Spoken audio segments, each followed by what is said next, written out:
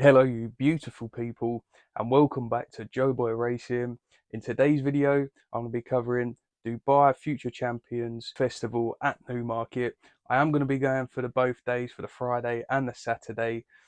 Some good horses showing up, we've got some good racing to get stuck into, so obviously I'll be bringing you race day vlogs for both of those days. I'm going to focus on the Friday today and then I'll put up another video tomorrow morning, hopefully focusing on the Saturday.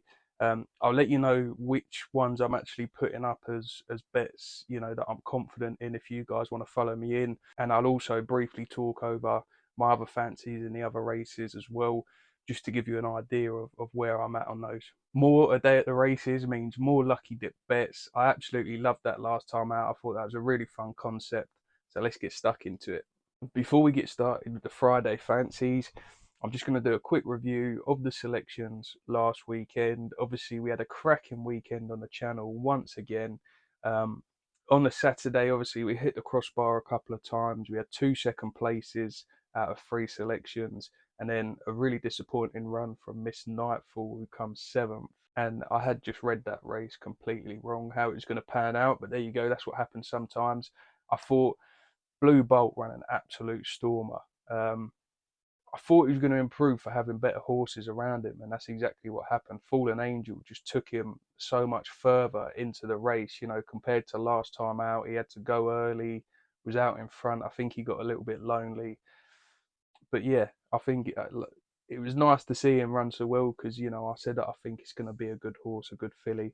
And I think next year is definitely one to keep an eye on. It was a shame she couldn't get the job done, but Fallen Angel, 3 Group 1s on the bounce, that's a top filly there, and she actually made it a race, because if Blue Bolt wasn't in that race, she would have won by what, 5 lengths, 4 lengths, something like that. So thought Blue Bolt done well, but obviously it wasn't to be. I thought Tenability ran okay as well, stepped up in class. Obviously Al Kareem's absolutely bolted up, run away with it, so hats off to Al Kareem.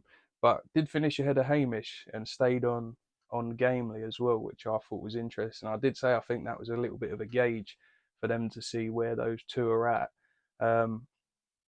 Obviously they was miles back, but I think Tenability would have learnt a lot from that. I thought it was a game performance as well.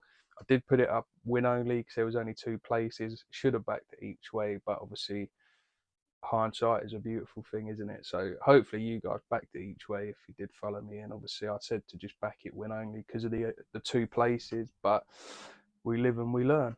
Moving on to the Sunday on Arc Day. Obviously after hitting the crossbar a couple of times on the Saturday, I was thinking, oh god, here we go again. But it turned out to be a cracking Sunday. Obviously I put up 2 horses. I put up Daryz for the Arc de Triomphe, and what a horse, what a finish that was. When Minnie Hawk kicked on, I thought, yeah, she's won this, there's no chance. And the way he was just very professional, like Graffard said, he hasn't really shown that, and it just looked like the penny had dropped. Like I said in the preview, I feel like he's just coming to the boil.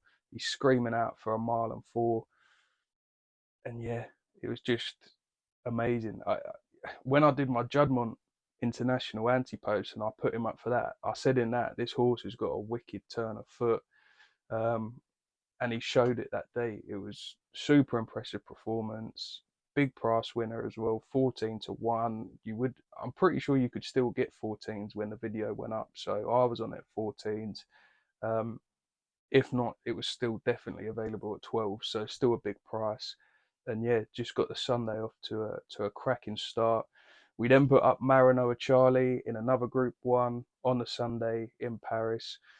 And yeah, that race sort of panned out exactly how I thought it was going to. With the draw, I thought he was just going to get out in front and just have a little bit too much, too much of a lead at the front to be caught up. Plus, as well, Zaragana, I know it's obviously a good horse, but after that loss to Sasene, I just feel like she's a bit soft, And obviously, the jockey rode it the right way, coming late so she couldn't get soft in front. But still, Maranoa Charlie just had too much in hand. Really impressed with that horse that I put up before. And it was, you know, again, another 6-1 obviously isn't a big price, but you know, you look at the fabs in the market, they were short enough, weren't they? So another good price winner for a great Sunday for the channel. I know a lot of you guys followed me in, so well done on getting in on those. It's always not, especially it's always nice to have winners, obviously, but when you're picking out Group 1 winners as well at the most competitive level, it just gives you that extra little confidence boost. So yeah, good weekend for the channel. Great performance from Daryz. I hope they keep him in training. Um, Obviously, Delacroix's just been retired as well, or will be after the Champions weekend at Royal Ascot. So fingers crossed they keep him in training, because I think he's a top horse. So the first race of the day, the 115, the Cornwallis Stakes, and this one is going to be my lucky dip bet, guys. So once again, get stuck into the comments. Got loads of comments last time. We were super close with all of the selections. Really good selections. So fingers crossed we can do as well this time. Having a quick look over the race, obviously you've got Brussels, short price Fav stepping back down in trip. Revival Power was really impressive last time over the 5 furlongs. Horse in here as well that's caused me a bit of heartache, Spicy Marg. Was on her the first day on her debut at Newmarket. Won nicely for me then. I then followed her in at Royal Ascot, July Festival. Let me down a few times, so I jumped off, and then she went and won at Goodwood. So sod's law on that one if she runs well. Really competitive race. You know, for a horse that hasn't won much, getting even money or 5-4 around Brussels, you know, I typically wouldn't play that. But whatever horse, like I say, is mentioned in the comments the most, I will be backing it. Quite like the look of Revival Power. Spicy Marg has got course and distance form. Another one at a massive price as well, Argentine Tango, 25-1. All of its finishing form over 5 furlongs is pretty good behind some smart horses as well. Venetian Sun, Lady Iman as well.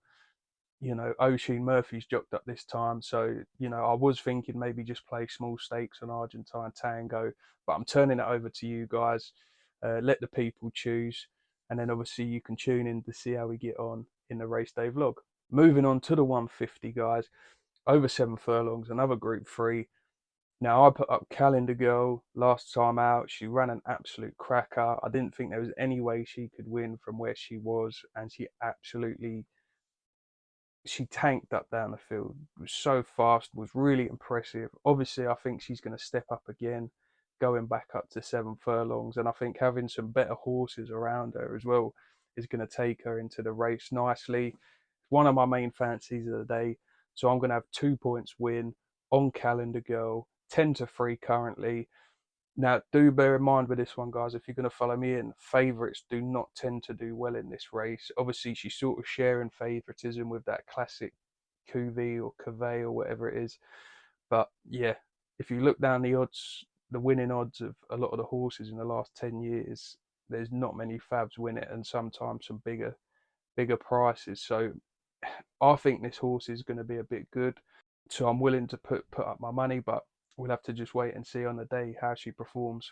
There's a couple others in here, bigger prices. I might have a saver on just because of the fact, you know, not many fabs win. Shady Dame was interesting at 11-1 as well. You got Senorita Vega at 14-1.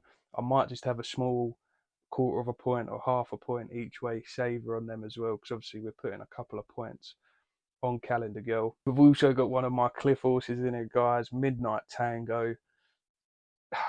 I might have to have the cover bet on her, you know, just because I know it's been disappointing. I've put it up a few times for the channel and it's not ran well. But obviously that time at Newmarket where I said I didn't think it got the best of rides, did finish off really strong over the 7 furlongs, and they've got first time blinkers fitted this time out. And if the blinkers do their job, she's drawn next to that Mabismo as well, who likes to go forward. She might just get a perfect toe into the race, you know, trying to think about how the race is going to pan out. And it would just be sod's law, wouldn't it? You know, if I finally jump off and it goes in and wins, that happens so often, like with Spicy Marg. And yeah, it may have to be that, but the main fancy, Calendar Girl, it's going to be hard because you've got that classic Cuvée in there, Cuvée, who's a good performer as well. It's going to be close, but I think that Calendar Girl's going to have enough talent, hopefully, to tank on again and get the job done. Moving on to the 225, not the sort of race I'm really that keen on getting involved in. Obviously, it's a small field, you only get 2 places, and the biggest price is 6-1. So obviously I'm going to be there on the day, so I might just chuck a winder at one of the bigger prices, like half a point or just just some small stakes, just so I've got an interest in the race. But yeah, not for me, this one. Obviously Cosmic Year should win, but yeah, I'm not convinced. So we'll have to see how that one goes. You'll have to tune in for the day to see who I back in that one. Moving on to the 257, the Fillies Mile, cracking little race. Obviously you've got Precise at the head of the market. She's got the Group 1 form. She's obviously the most likely winner. However, I'm going to take her on just because it's 2-year-old. You don't know who's going to improve the most. And I think there's a couple in here that might be able to improve, especially with a change of circumstances compared to their last run. So the first one of those being Queen of Hawaii, Joseph O'Brien horse. Trips are not going to be a problem. There's a lot of these stepping up from 7 to a mile for the first time. Run twice at a mile, won both times. And it looks like just a solid each way bet for me. You can get 17-2 with Betway at time of recording. I'm probably going to have a point each way on Queen of Hawaii. Seems progressive and did beat that Moments of Joy and that Sugar Island, who were also in the race last time out. Obviously, that gives Aidan O'Brien a gauge, because obviously he knows at home who's better than those two, and you can tell that from the jockey bookings, what sort of order of favouritism they are. But yeah, if she improves on again, I could see a big run coming from her at the prices. She's going to be my main play in the race. You got Moon Target in this race, obviously I put up last time on the race day vlog. Got absolutely flogged into a place last time out, but was never near. And yeah, I just can't bring myself to get involved with that again. Luckily, we got our stakes back plus a little bit extra at a big price last time. But yeah, I can't see the mile bringing out enough improvement to take on Precise myself. So now I've said that, she'd probably absolutely hack up and go and win. But yeah, not for me. Another one I think is at a big price is Composing. Obviously, this is the O'Brien second string, but I love that Wayne Lorden's on board. Ran a really big race last time, stayed on as if the mile would suit as well. It's obviously a little bit of an unknown, but I just think the step up in the mile can improve. She's back down against her own sex again, which I think is going to help. And yeah, I could just see her running a big race. It's 12-1. I'm just going to have half a point each way as a cover bet, just in case. But like I say, Queen of Hawaii is the main selection. Moving on to the 330. Really competitive handicap here. There's a runner that I put up last time. He ran Danger Man. I thought he ran pretty well, to be fair. Stepped up in class on softer ground. Seems like he prefers a little bit firmer ground, which it looks like he's going to get based off the forecast. This is competitive, maybe not as competitive as last time out, but this is competitive. Both the runners he faced last time ran good races, stepped up in class to listed company. I'm willing to just have small stakes on him at 7-1. With Corals, you get 3 places at a quarter of the odds. So I'm probably going to have 0.5 points each way. I may go in again on him depending on what the price does, because I do like him. But like I say, this is competitive. He just seemed like a new horse with the blinkers on. Step back up in trip again, I don't think it's going to be a problem. It might even eke out some more improvement. There is another one in here actually that beat Danger Man, which was a maiden beat way before he had the blinkers on, called Minhad, who's got an absolute bundle of weight coming because he's got a claimer on board as well. He's a low weight anyway, and he's won over course and distance as well, which is always a good thing. If you look at the last 10 winners of the race, I think 6 out of the last 10 have had 9 stone or less. So that sort of puts the top of the market out of play here, which is a little bit of a concern, obviously, for Danger Man, but that's why I'm going to have a small saver on Minhad as well. I might even just have the same stakes, half a point each way on both, just so I'm covered. But like I say, not one that I've got a real confidence in. But like I said in that last time when he lost, I do think he's an interesting handicap prospect moving forward. It's just a step back up when he's been performing so well at a mile and two. Yeah, it just didn't make me, absolutely dead set on having bigger stakes on him. So we'll see how Danger Man gets on. Moving on to the last race of the day, the 4:45, the lucky last. This is another one that I would actually put up, as a bet for myself, like when I do my weekend previews without going to the races, and that is Skellet. I'm going to have a point each way on Skellet at 13-2. Shape last time out as though, a mile and two is going to bring out some improvement in him. And he did run really well. I think he was coming off a short break as well behind Blue Bolt, who I put up for the Sun Chariot Stakes, just gone by the Group 1, who ran an absolute blinder, by the way, I thought. And that Lady of Spain, who didn't run as well in that race, but I think there was reasons for that. But the way he stayed on, coming right from the back, I thought was super impressive, and it looks like 1 mile 2 is going to be spot on for him, and I think that's the best bit of form in the race. So for me, 1 point win each way on Skellet, and I would be putting that up to you guys as well as one to follow me in on. You have got this Miss Justice in here as well, guys, who I obviously put up last time I went to Newmarket at 12-1. Drop back down in trip, I did think was interesting because, like I said in that vlog, it looks like she just ran out of petrol, over the 1 mile 4, and she beat that Revoir last time out over 1 mile 2, who's a decent horse. So I just thought that might be interesting because obviously I did, do think she's a good horse. So I might just have to have a saver on her on the day as well, but we'll have to wait and see how we go. So just to recap quickly, guys, the ones that I would actually put up if I was just doing a normal, my best bets for the weekend preview would be Calendar Girl. I'm going to have 2 points win at 10-3 on her. I think she's going to be a good horse. And Skellet in the lucky last, 13-2, 1 point each way. They would be the two that I would actually put up as selections.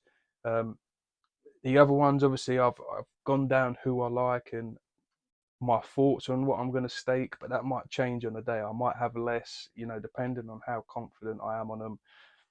Because obviously I like that I've gone to the point system now, and it's working out nicely. But they're not. I've told you my two main fancies, so I might just stick to the point system with them, and then just have a bit of pocket money on the others. Have smaller stakes because I don't have a super strong confidence in those ones. So I might just play small stakes just so I've got an interest on the day and get not stuck in, but have bigger stakes on the two that I actually fancy. So we'll see how that plays out on the day. Tune in for the race day vlog to see how we get on. I will be putting up another video tomorrow for the Saturday, and then hopefully Saturday morning I'll be able to get out my Friday race day vlog. I'm going to try and tighten it up a little bit, guys, this time, make it a bit shorter. Obviously do my best not to forget the microphone again, because that was a nightmare, and also just try and improve things generally, like the camera, because obviously I didn't realize when I was on full zoom on my phone that when I then put that up on YouTube it makes the screen smaller, and obviously that's not the most pleasurable for viewing. So but it's still, early days in the channel. I'm still learning, still trying to improve. Really appreciate all the comments last time I did the race day vlog. I thought that was fantastic with a lucky dip bet. Don't forget to get stuck into the comments again. Let me know who you fancy in the first race. You've got a Group 3 race to get your teeth stuck into this time as opposed to last time. Fingers crossed we can get the weekend off to a flyer with my two main selections tomorrow at Newmarket, and that takes the pressure off a little bit then for the Saturday. So yeah, if you're following me in on any of the selections, guys, best of luck to you, and as always, happy punting.